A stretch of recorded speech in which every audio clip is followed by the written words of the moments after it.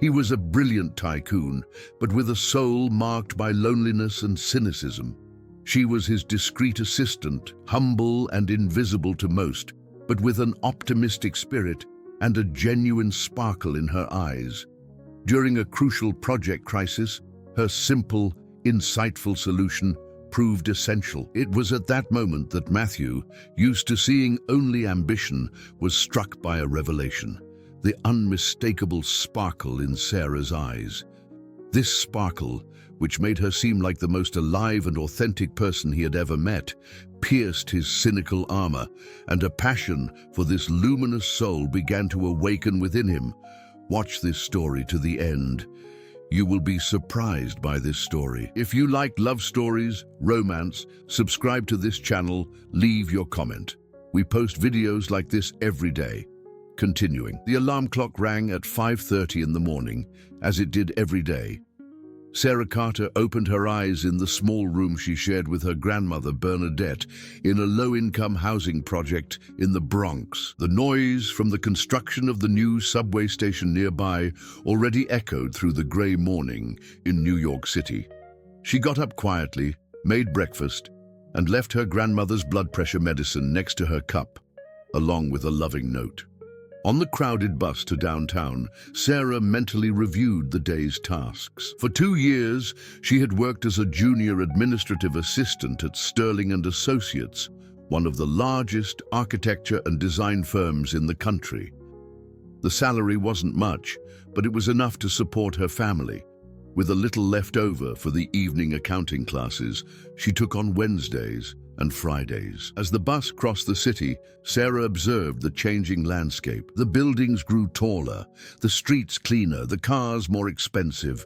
Arriving in Midtown, she discreetly admired the mirrored skyscrapers reflecting the clouds of the New York sky.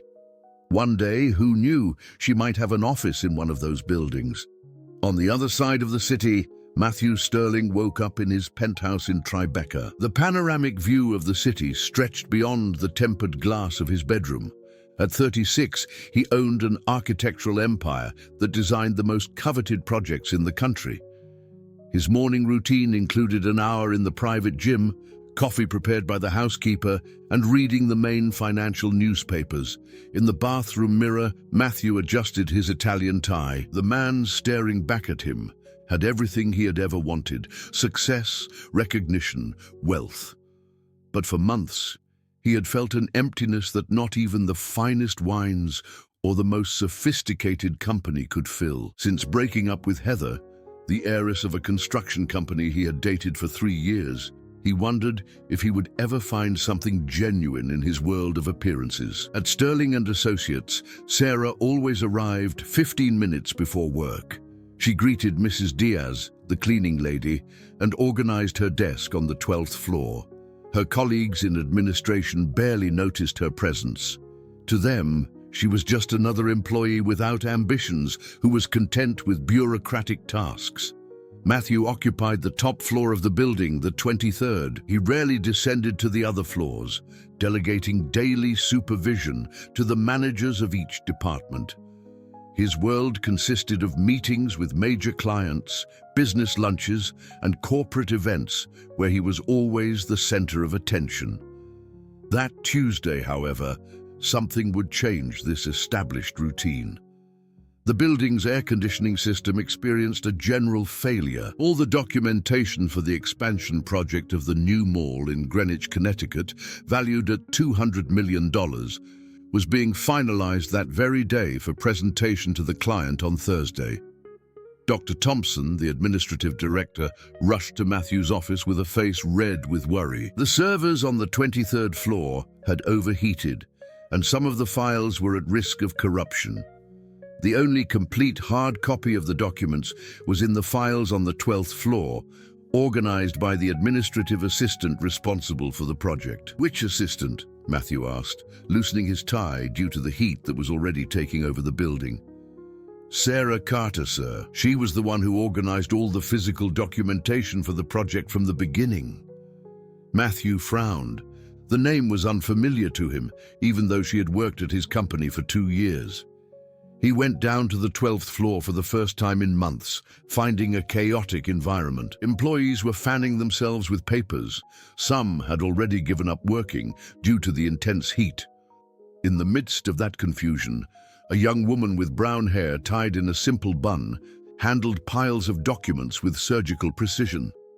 She was sweating, but maintained absolute concentration as she separated floor plans, technical specifications, and budgets in perfect chronological order. "Are you Sarah Carter?" Matthew asked, approaching her desk. She looked up, and for a moment time seemed to stand still. Matthew saw something he hadn't seen in his world for a long time, a look completely devoid of calculation or self-interest. It was a crystalline look which conveyed intelligence, determination, and a genuine kindness that caught him off guard. "Yes, Mr. Sterling. All the documents for the Greenwich project are here, organized by date and category. If you need any specification, I can locate it in less than 2 minutes." Her voice was soft but firm. Matthew noticed that even in the midst of chaos and unbearable heat, she had not lost her composure or efficiency. "I need everything. The system failed, and the presentation is on Thursday." Sarah nodded and began gathering the documents with precise movements. Matthew watched, intrigued by the meticulous organization and dedication of this employee he didn't even know existed. In 15 minutes, she had assembled a complete dossier that would save the most important project of the quarter. When their eyes met again as she handed over the documents, Matthew felt something different, an inexplicable connection with this simple woman who had just saved his day, perhaps his professional reputation. In the days following the air conditioning incident, Matthew couldn't get Sarah out of his head. During important meetings, he found himself thinking about the silent efficiency with which she had resolved the crisis. He began to notice details that had previously gone unnoticed. How she always arrived early, how she greeted everyone with a genuine smile, how she stayed late when there was extra demand. Sarah, in turn, felt uncomfortable with the new attention. Colleagues began to comment that the boss had come down to the 12th floor twice that week, something unprecedented. She tried to remain discreet, but noticed Matthew's curious glances as he passed through the corridors. "You're being watched," whispered Carol from accounting during the coffee break. "Matthew Sterling can't take his eyes off you. Be careful, Sarah. Men like him don't approach women like us without ulterior motives." Carol's words echoed in Sarah's mind throughout the day. She knew her place in the company hierarchy. She was one of dozens of anonymous employees, easily replaceable. Matthew belonged to a world where people like her were invisible, except when they needed something. On Thursday, the Greenwich project presentation was an absolute success. The client approved all the details and closed the deal that same afternoon. During the celebration meeting on the 23rd floor, Matthew mentioned the importance of the document organization for the project's success, but didn't mention Sarah by name. She heard about the celebration from the comments of colleagues who returned elated. While everyone was celebrating upstairs, Sarah remained at her desk, finishing reports on other projects. The difference between the worlds had never been so clear. On Friday, Matthew made a decision. He went down to the 12th floor during lunchtime, when he knew few employees would be present. Sarah was at her desk, eating a homemade sandwich while reviewing spreadsheets. "Sarah, I'd like to talk to you," he said, approaching. She swallowed the piece of bread with difficulty and stood up quickly. "Of course, Mr. Sterling. Did I do something wrong?" "On the contrary, I wanted to thank you personally for what you did on Tuesday. Your organization saved a $200 million deal." Sarah blushed slightly. "I was just doing my job, sir." "No, it was much more than that." Matthew hesitated for a moment. "I'd like to invite you to lunch, to talk about your career at the company." The invitation caught Sarah completely off guard. She looked around, noticing that Brenda and Richard from the next desk had stopped pretending to work to observe the conversation. I don't know if that would be appropriate, Mr. Sterling. I'm just an administrative assistant. Please, call me Matthew, And it's not about hierarchy, it's about recognizing talent when I see it. Sarah felt her heart racing. Part of her was flattered by the attention, but another part feared the implications. I need to think about it. Of course, no rush. Matthew left his personal card on her desk. My direct number. When you decide, give me a call. After he walked away, Sarah stared at the card.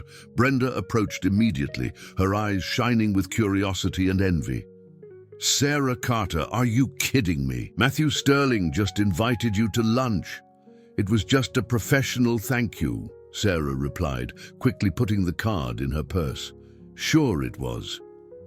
The sarcasm in Brenda's voice was evident. You know he broke up with Heather Montgomery a few months ago, right? The heiress of Montgomery Construction. Imagine the scandal if they find out he's interested in the poor little assistant. Brenda's words hit Sarah like a slap. She knew Matthew's reputation. The society magazines always showed pictures of him with sophisticated women at exclusive events. Heather Montgomery was everything Sarah wasn't. Rich, well-born, with an MBA from European universities. That night at home, Sarah told her grandmother Bernadette about the invitation. The elderly woman, wise from her 80 years, held her granddaughter's hands. My dear, rich people don't invite poor people to lunch for no reason. He may have good intentions, but it may also be that you are just a temporary distraction. I know, Grandma. That's why I'm confused. Listen to your heart, but don't turn off your head. If you feel it's worth getting to know him better, go. But keep your feet on the ground. Over the weekend, Sarah couldn't stop thinking about the invitation. Matthew represented everything that was beyond her reach, but there was something in his eyes that day of the air conditioning failure, a vulnerability she rarely saw in powerful men. On Monday, she arrived at the company determined to maintain professional distance. But at noon, she received an unexpected call. It was Dr. Thompson, informing her that there was an urgent problem with the new central bank headquarters project. The architect in charge had been in an accident over the weekend, and Matthew needed someone who knew all the technical details to accompany him on an emergency visit to the construction site that same afternoon. You organized all the documentation for this project as well, Sarah. You are the only person who can replace the architect in this situation. It was a unique professional opportunity, but it meant spending the entire afternoon alone with Matthew. Sarah realized that fate had made the decision for her. I accept, Dr. Thompson. Great. Mr. Sterling will pick you up at 2 o'clock. Wear something appropriate for a construction site. Sarah hung up the phone with her heart pounding. It was no longer a matter of choice. They would be forced to work together, away from the curious eyes of the office. The trip to the construction site in Stamford, Connecticut was tense and silent. Sarah sat in the passenger seat of Matthew's black Mercedes, wearing the only blazer she owned and holding a folder with all the technical documents for the project. He drove attentively, occasionally explaining details about the importance of that undertaking to the company. This is our biggest project of the last 5 years, Matthew said, stopping at the traffic light on I-95. If something goes wrong, we can lose not only this contract, but our credibility in the banking sector. Sarah nodded, studying the floor plans for the third time. She had spent the previous night reviewing every specification, every technical detail, determined not to disappoint. At the site, the situation was more complicated than they expected. The construction engineer, Roger Smith, was visibly annoyed. He pointed to concrete structures that did not exactly match the approved plans. You changed the foundation specifications without notifying us, he accused, addressing Matthew directly. Now, we have a structural problem that could jeopardize the entire schedule. Matthew examined the documents Roger presented, his expression becoming increasingly tense.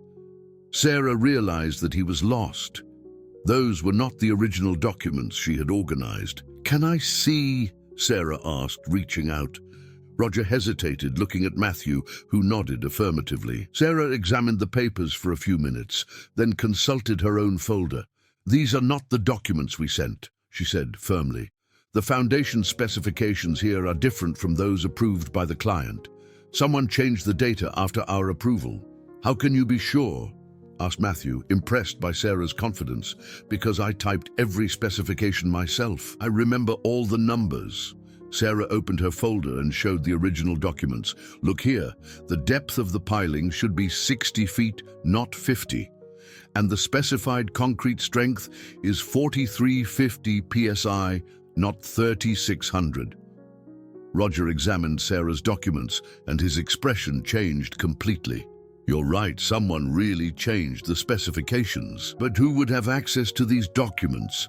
The question hung in the air, creating a palpable tension. Sarah noticed how Matthew became thoughtful, a shadow passing across his face.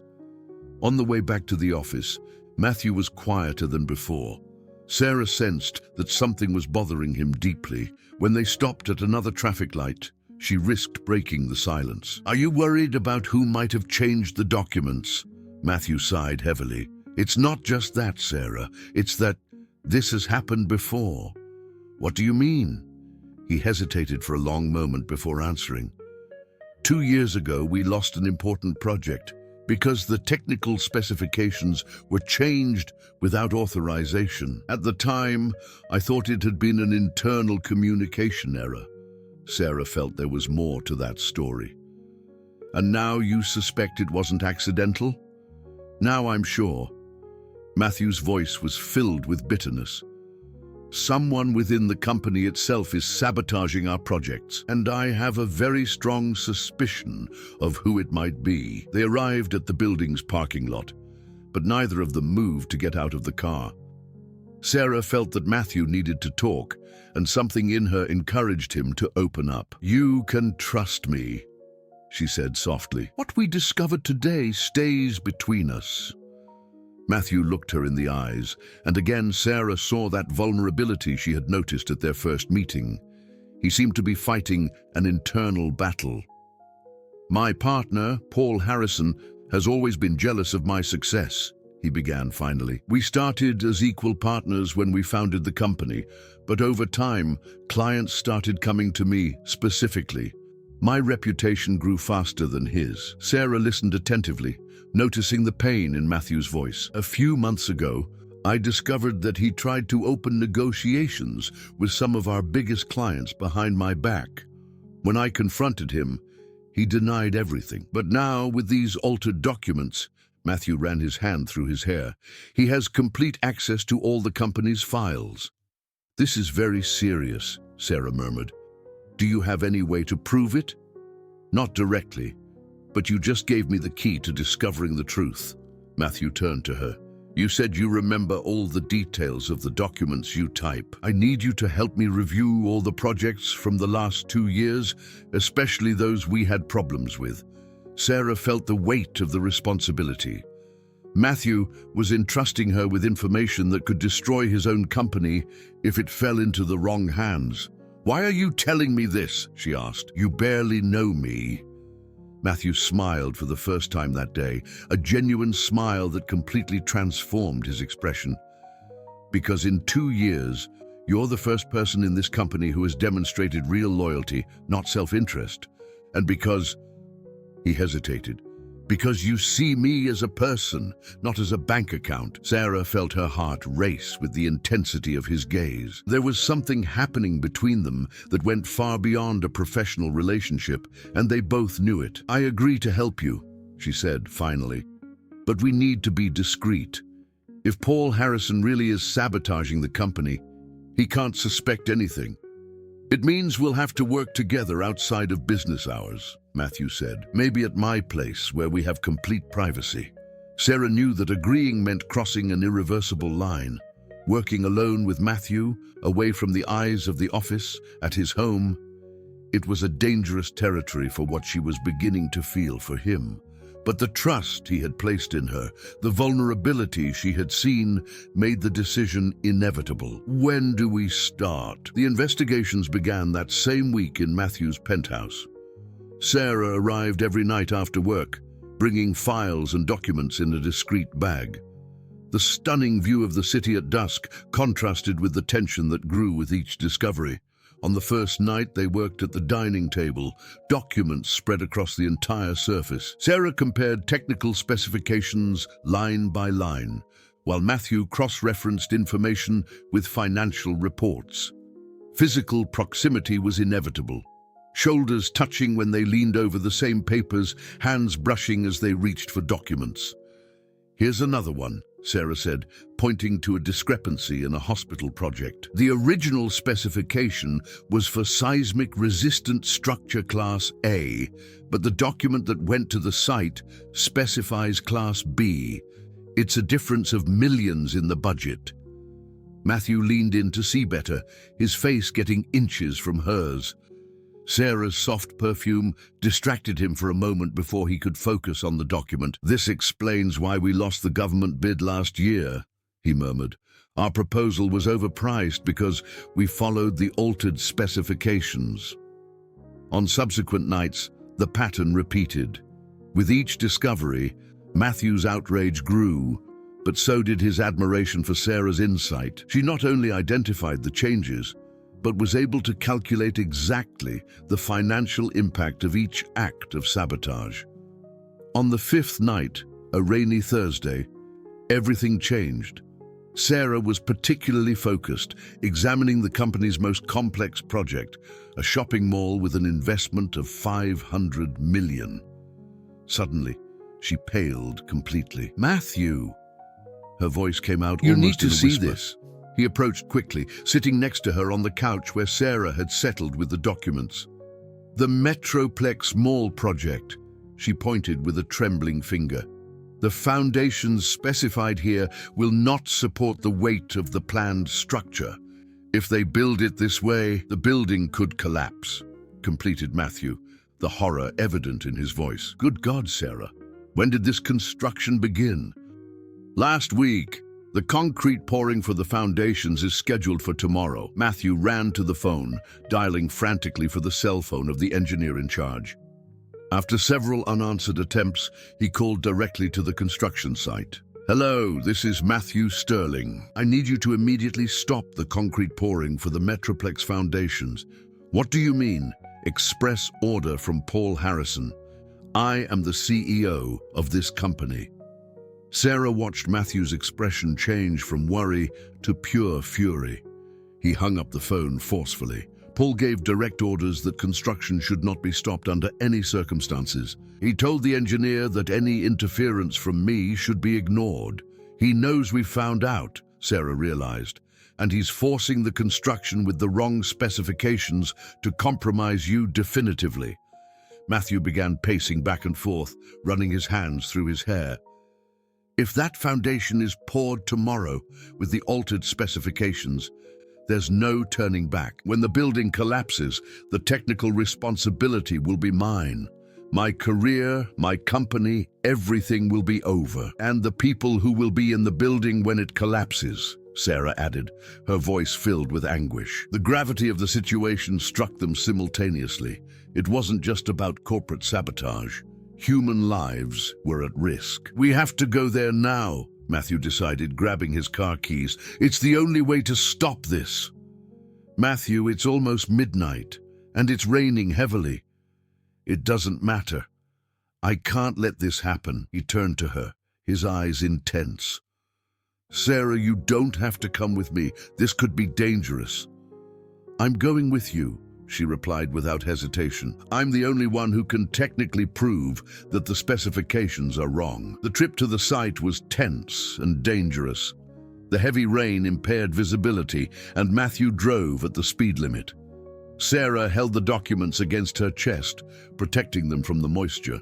"Why are you doing this?" Matthew asked suddenly. "Why are you risking so much for me?" Sarah looked at him, knowing that she could no longer hide the truth of her own feelings. "Because I care about you more than I should." Before Matthew could respond, a truck appeared in the wet lane, forcing him to swerve sharply to avoid a collision. The car skidded on the flooded road, spinning uncontrollably before hitting the guardrail of the highway. For a few seconds, only the sound of the rain broke the silence. Matthew looked at Sarah, who was trembling but unharmed. "Are you okay?" he asked, his hands gently touching her face, checking for injuries. I am, she sighed, her hands covering his. At that moment, in the car, stopped in the pouring rain, with documents scattered on the floor and the city flashing through the fogged windshield, something irreversible happened between them. Matthew leaned in slowly, his eyes asking permission. Sarah didn't pull away.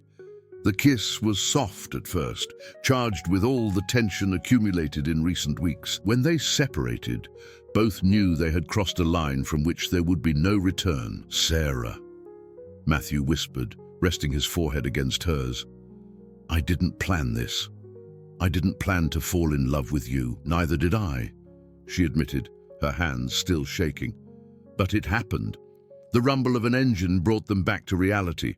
A state trooper's car had stopped behind them. Matthew realized they needed to get out of there, both because of the accident and the urgency of getting to the construction site. Half an hour later, they managed to get a cab to the Metroplex Mall. The site was deserted with only night watchmen. Using his authority as CEO, Matthew gained access to the specifications being followed by the foundation team. Sarah examined the documents under the dim light of the administrative trailer, her confirmation being devastating. The foundations would be poured the next morning following exactly the sabotaged specifications. We managed to avert the tragedy, Matthew said, immediately calling the chief engineer with the necessary corrections. But when they left the site, Sarah noticed a black car parked across the street, with someone photographing everything through a telephoto lens. Matthew, she pointed discreetly, someone is watching us. He looked in the direction indicated, but the car had already left, leaving only tire tracks on the wet asphalt. At that moment, both realized that their investigation had been discovered, and that the kiss they had exchanged, the closeness they had developed, now put them in real danger. Monday arrived with a palpable tension in the offices of Sterling and Associates.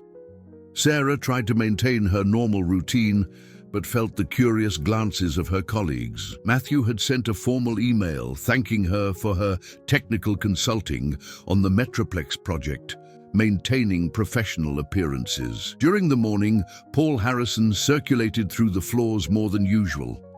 Sarah watched him talking at length with Brenda and other employees, their expressions too serious for casual conversations. Something was happening. Around 10 o'clock, Dr. Thompson came down to the 12th floor with a worried expression. Sarah, I need to talk to you. In my office, please. Sarah's heart leaped. She followed the administrative director to the 15th floor, passing colleagues who watched her with obvious curiosity. Sit down, said Dr. Thompson, closing the door. I need to ask you some questions about your recent activities outside of business hours. Sarah maintained a neutral expression, but inside she felt the panic growing. I don't understand, sir. Have you been working on special projects with Mr. Sterling in recent weeks? I helped with some technical consultations when requested, she replied, careful with every word. Dr. Thompson opened a folder and removed several photographs. Sarah paled as she recognized the images. Her and Matthew entering and leaving his penthouse, her carrying the bag with documents, and the most compromising of all, the two kissing inside the car on the night of the accident. These photos came to me this morning, said Dr. Thompson, his voice grave, along with an anonymous complaint suggesting that you are using your position to obtain personal favors from the CEO. Sarah felt the world spin around her. That's not true. I was helping with an internal investigation about... Sarah, Dr. Thompson interrupted her. It doesn't matter what your initial intention was. The appearance is extremely compromising. And Mr. Paul Harrison is demanding a formal investigation into possible misconduct. The mention of Paul Harrison's name confirmed Sarah's worst suspicions. He had discovered everything and was now using her own investigation against her and Matthew. What does this mean for me? She asked, trying to keep her voice steady. For now, you are suspended from your duties while we conduct the investigation. And Sarah, he hesitated. I strongly recommend that you avoid any contact with Mr. Sterling outside of the professional environment. Sarah left Dr. Thompson's office feeling humiliated and furious. In the elevator, she encountered Brenda, who couldn't hide a satisfied smile. I heard you're in trouble, Brenda said, feigning concern. I imagine it must be difficult to be discovered in such a delicate situation. I don't know what you're talking about, Sarah replied, but her voice trembled. Please, Sarah. Everyone knows you were leaving the boss's house every night, and now there are photos proving it. Brenda leaned closer. Did you really think a little assistant like you could seduce Matthew Sterling without consequences? Brenda's words echoed in Sarah's mind throughout the ride home. She knew that the gossip would already be spreading throughout the company. Her reputation was ruined. Meanwhile, on the 23rd floor, Matthew faced a tense meeting with Paul Harrison and other minority partners in the company. The evidence is clear, Matthew, Paul Harrison was saying, spreading the same photos over the conference table. You have compromised the integrity of the company by becoming personally involved with a subordinate employee. This is ridiculous, Matthew replied, but he knew his position was weakened. Sarah is an exemplary employee who helped me discover irregularities in our projects. Irregularities? Paul Harrison raised an eyebrow. What irregularities? And why wasn't I informed of this supposed investigation? Matthew realized the trap.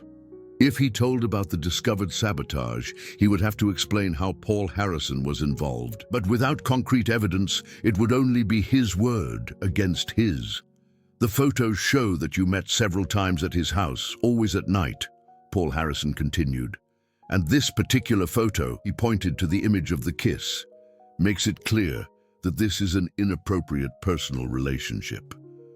My personal life is not the company's business, Matthew tried to defend himself. It is when it involves abuse of power and favoritism of employees, Paul Harrison retorted. The other partners are concerned about the company's image. Important clients may question our professional seriousness. Dr. Williams, one of the oldest partners, spoke up. Matthew, you know we respect your leadership, but this situation is delicate. We need a solution that protects the reputation of the company. I have a proposal, said Paul Harrison, his tone calculating. The employee has already been suspended.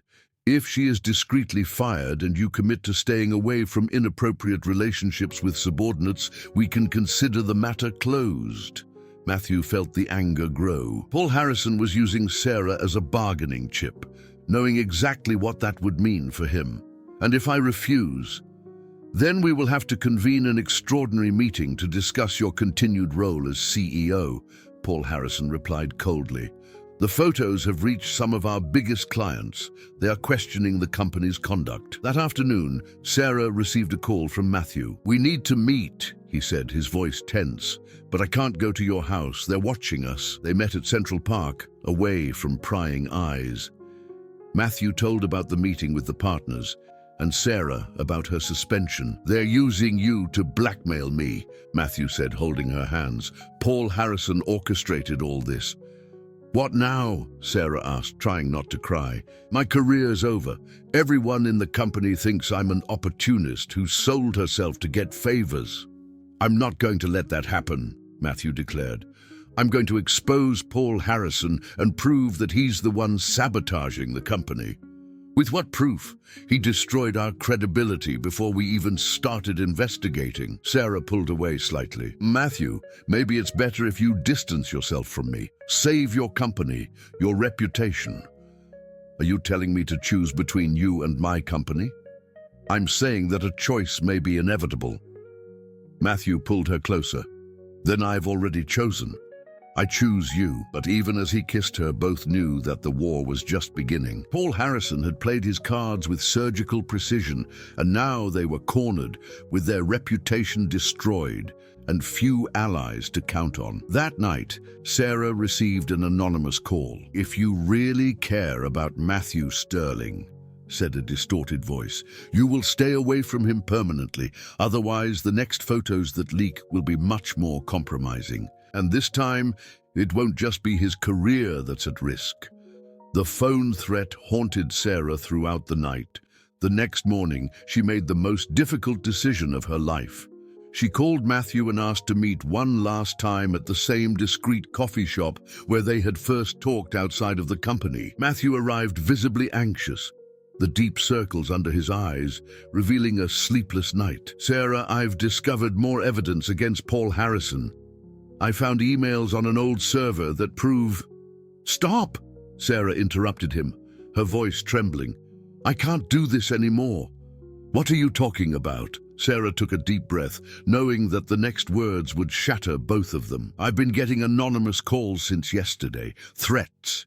If I don't stay away from you, they're going to release even more compromising photos." "What photos?"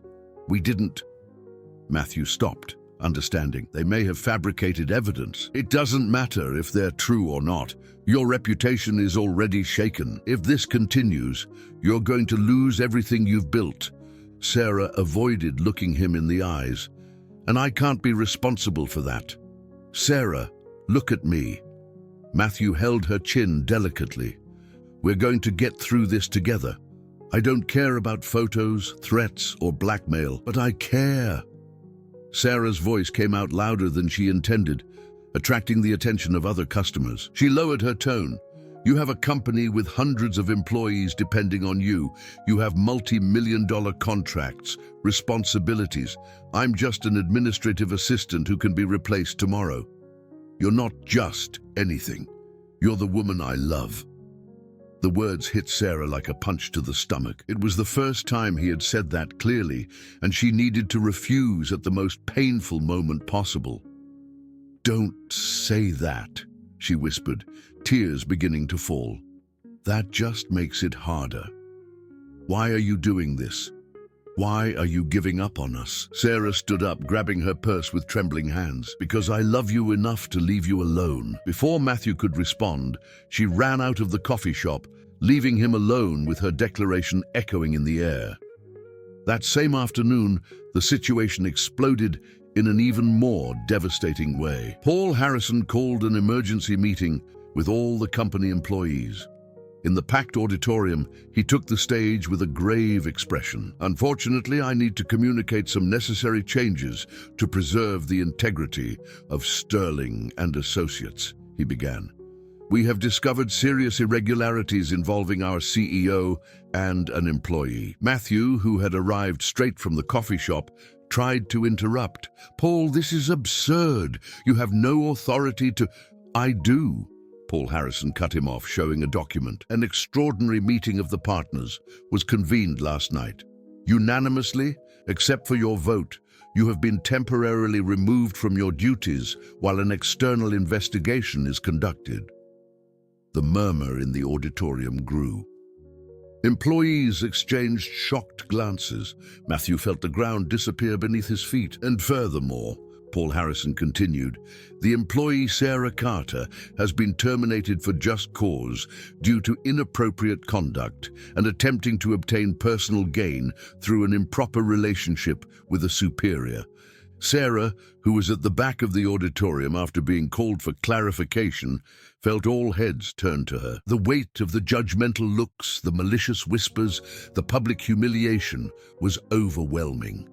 Brenda, sitting in the front row, couldn't hide a satisfied smile. Other colleagues whom Sarah considered friends looked away, embarrassed or disbelieving. "That's a lie!" Matthew shouted, trying to get on stage. "Paul Harrison is manipulating this whole situation to bring me down." "Security," Paul Harrison called calmly. Two men approached Matthew. "Escort Mr. Sterling out of the building. He no longer has access to the company facilities." Sarah watched, powerless, as Matthew was literally expelled from his own company. He tried to look at her one last time, but she averted her face, unable to bear seeing the pain and betrayal in his eyes. "As for Ms. Carter," Paul Harrison directed the focus to Sarah, "your termination is effective immediately. Please remove your belongings under security supervision." Sarah's humiliation was complete. Escorted by a security guard, she had to collect her few personal belongings from her desk while all her colleagues watched in silence. Some seemed to pity her, others showed open contempt. 2 weeks here and she already managed to seduce the boss, someone murmured loud enough for her to hear. I bet that was the plan from the start. Poor thing, thought she was going to become a lady, added another. Sarah kept her head held high until she left the building, but completely broke down on the sidewalk. Tears of anger, humiliation, and disgust fell uncontrollably. Matthew was waiting for her across the street, also expelled from the empire he had built. When he saw her, he started to cross, but Sarah shook her head vigorously, gesturing for him to stay away.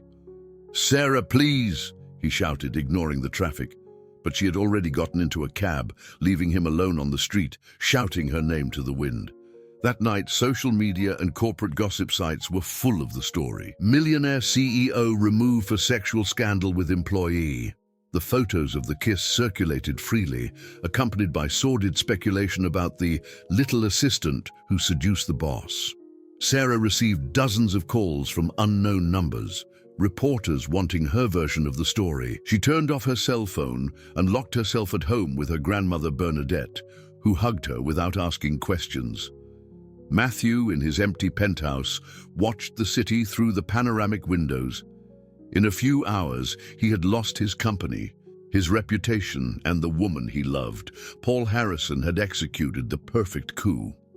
The phone rang. It was his lawyer, with even worse news. "Matthew, the board of directors confirmed it. You have been officially removed from the position of CEO. Paul Harrison assumes executive leadership tomorrow." "What about the evidence we had against him? The changes in the documents?" "Without Sarah to testify and with your credibility destroyed by the scandal, we have no case. In fact, he's already saying that the irregularities you discovered were caused by your own negligence." Matthew hung up and poured himself a whiskey. For the first time in years, he felt the bitter taste of complete defeat. On the other side of the city, Sarah cried in her grandmother's lap, whispering between sobs, "I loved him, Grandma. I really loved him, but I couldn't destroy his life." "You did what you thought was right, my dear," consoled Bernadette. "But sometimes what we think is right at the moment may not be the best for everyone." That night, both slept separately for the first time since they truly met, each carrying the weight of a separation that seemed definitive. The love they had discovered lay shattered under the rubble of a war that Paul Harrison had won brilliantly and cruelly. 3 weeks had passed since the public humiliation. Sarah was unemployed, her reputation destroyed in the architecture market. No company in the sector wanted to hire her. The story had spread quickly through professional circles. She survived on temporary typing jobs, barely able to pay the household bills. Matthew, in turn, had become a social pariah. Old friends avoided him, contracts were cancelled, and Paul Harrison had already changed the company name to Harrison and Associates, completely erasing the sterling legacy. It was in the 4th week that everything began to change. Sarah was organizing the belongings of her grandmother Bernadette, who had died suddenly of a heart attack, possibly aggravated by the stress of seeing her granddaughter being publicly destroyed. Among the old papers, she found a letter addressed to her. "My dear Sarah," read the grandmother's trembling handwriting, "if you are reading this, it means I was unable to speak to you personally. During these terrible days, I made some calls to former employers for whom I worked as a housekeeper. One of them, Mrs. Caldwell, told me something that might interest you. She worked as a personal secretary for an important architect in the 1990s.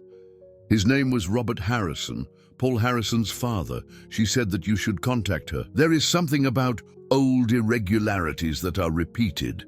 Don't give up, my granddaughter. The truth always comes out." Sarah felt her heart racing. Even after death, her grandmother was trying to help her. With the little money she had, she took a bus to Queens to find Mrs. Caldwell. The 75-year-old woman received Sarah in a simple house in Astoria. Her eyes were piercing, revealing a sharp intelligence despite her age. "Your grandmother told me your story," said Mrs. Caldwell, serving coffee, "and it reminded me of things I had tried to forget. What do you know about Robert Harrison?" Mrs. Caldwell sighed deeply. "I worked for him for 15 years. He was a brilliant man, but too ambitious. In recent years, I started noticing irregularities in the projects, specifications that changed mysteriously, budgets that didn't add up." Sarah leaned forward, interested. "One day, I discovered that he had a secret partner. Someone inside the client companies who altered documents in exchange for percentages of the contracts. When I threatened to report him, Robert fired me and threatened me. He said that if I said anything, he would destroy my life. And what does this have to do with Paul Harrison?" Paul was a teenager at the time, but he was always around, listening to the conversations. "I learned that Robert taught his son all the dirty tricks of the business before he died." Mrs. Caldwell got up and went to an old dresser. "I kept some things from that time, just in case." She handed Sarah a yellowed folder with old documents. "These are copies of Robert Harrison's projects from the 1990s. Compare them with the methods used against you. I'm sure you'll find revealing similarities." Sarah spent the night analyzing the documents. The pattern was identical, subtle changes in technical specifications, always in points that would increase costs or cause structural problems. And in each case, there were handwritten notes from Robert Harrison indicating internal contacts in the client companies. The next morning, Sarah sought out the only ally she might have, Dr. Thompson. She found him in a coffee shop near the old company, where he seemed embarrassed to see her. "Sarah, you shouldn't have contacted me. My position is already delicate. Dr. Thompson, I'm not guilty, and neither is Matthew. We discovered something terrible about Paul Harrison." Sarah showed Mrs. Caldwell's documents. "He learned these sabotage techniques from his own father." Dr. Thompson examined the papers with growing interest. "Good Lord, Sarah, if this is true, it's true. And there's more. I need your help to access the company's old files. I'm sure Paul Harrison made the same mistakes as his father. He left traces." "That's impossible. I would be fired immediately." Sarah held the older man's hands. "Dr. Thompson, you've worked at that company for 20 years. You've known Matthew since he founded the company. Do you really believe he would be capable of doing what Paul Harrison is accusing him of?" Dr. Thompson hesitated for a long moment. "No," he finally admitted. "Matthew has always been honest. But Sarah, even if I can help you, we need more evidence. Paul Harrison is too clever. Then let's be smarter than him." That same afternoon, while Sarah plotted with Dr. Thompson, Matthew received an unexpected visit in his penthouse. It was Roger Smith, the engineer from the Metroplex Mall project. "Matthew, I need to tell you something. My conscience has been heavy since that night you and Sarah came to the site." "What happened, Roger?" "After you left, Paul Harrison showed up at the site. He said you were trying to sabotage the project out of professional jealousy. He convinced me to follow the original specifications, the wrong ones." Matthew felt his blood run cold. "And then?" "Then the problems started. Cracks in the foundation, stability problems. We had to redo everything following the corrections that Sarah had indicated." Roger ran his hand through his hair. "Paul Harrison paid me an extra amount to keep quiet about the mistakes, but now I'm seeing that you were right from the start. Do you have proof of this?" "I have the technical reports showing the defects in the original foundation, and I have the receipts for the extra payment Paul Harrison made to me." Matthew felt a spark of hope for the first time in weeks. "Roger, would you agree to testify about this?" "If it's to do justice, yes." Meanwhile, Sarah gained access to the files through Dr. Thompson. For 3 consecutive nights, she sneaked into the company building after midnight, rummaging through years of archived documents. On the 3rd night, she found what she was looking for, a series of emails between Paul Harrison and contacts in different client companies.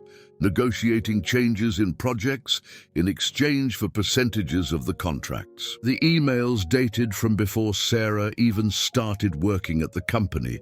More importantly, she found evidence that Paul Harrison had falsified the compromising photos, using digital manipulation technology to create some of the most intimate images. With her heart pounding, Sarah copied everything onto a flash drive. She had enough evidence to destroy Paul Harrison, but she knew he wouldn't give up easily.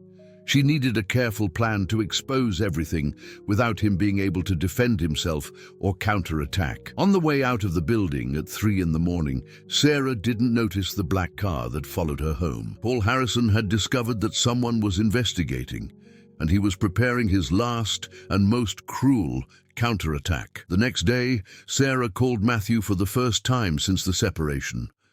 "I need to talk to you. I have evidence that will change everything." "Sarah," his voice was filled with emotion, "I've discovered things too. We have to meet. I can't go to your house, nor you to mine. They're still watching us." "Then where?"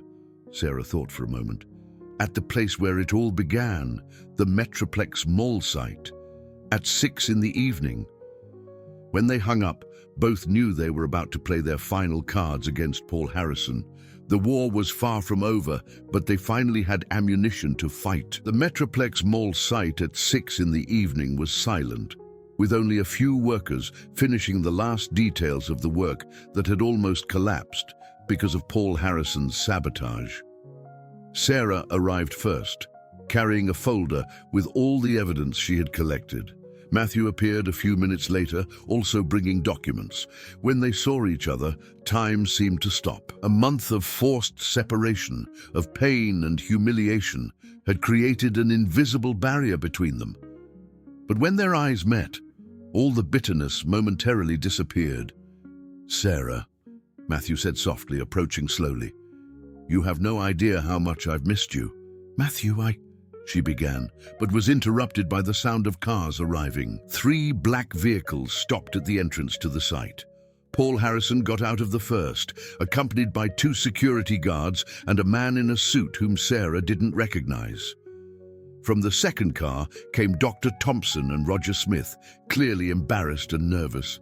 "What a lovely meeting," said Paul Harrison, approaching with a cynical smile, the disgraced ex-CEO and his mistress trying to orchestrate a revenge. "We have evidence against you, Paul," declared Matthew, positioning himself protectively in front of Sarah. "We know about the sabotage, about the schemes with client companies, about everything." Paul Harrison laughed loudly. "Evidence? You mean these?" He nodded to the man in the suit, who opened a briefcase and removed the same flash drives and documents that Sarah had copied. "My informants told me about your little nightly investigations." Sarah felt despair growing. How had he gained access to the evidence? "Dr. Thompson was very helpful," continued Paul Harrison. "When I offered him a promotion to general manager, he proved willing to cooperate.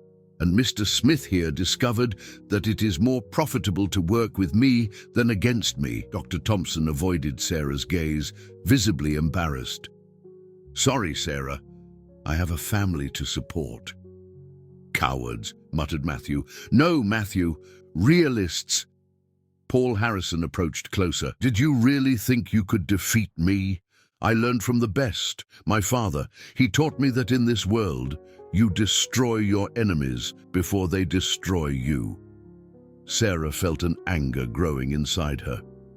All the humiliations, the death of her grandmother aggravated by stress, the destruction of her career, all because of the greed of an unscrupulous man. "Your father was a criminal," she said, raising her voice, "and you're worse than him." Paul Harrison glared at her with contempt. "Watch your words, little girl. I can still make your life much harder." "No, you can't," the voice came from behind them. Everyone turned to see Mrs. Caldwell approaching, leaning on a cane, accompanied by 2 people, an elegant middle-aged woman and a younger man with recording equipment. "This is my daughter, Anne Caldwell, a prosecutor with the district attorney's office," said Mrs. Caldwell with authority. And this is an investigative journalist from the New York Times. They have been recording everything for 10 minutes. Paul Harrison's face paled completely. You think only you know how to play dirty? Continued Mrs. Caldwell. I kept evidence against your father for 30 years, waiting for the right opportunity. When Sarah contacted me, I knew the time had come. Anne Caldwell stepped forward, showing a document. Paul Harrison, you are being investigated for racketeering, bid rigging, corporate sabotage, and document forgery.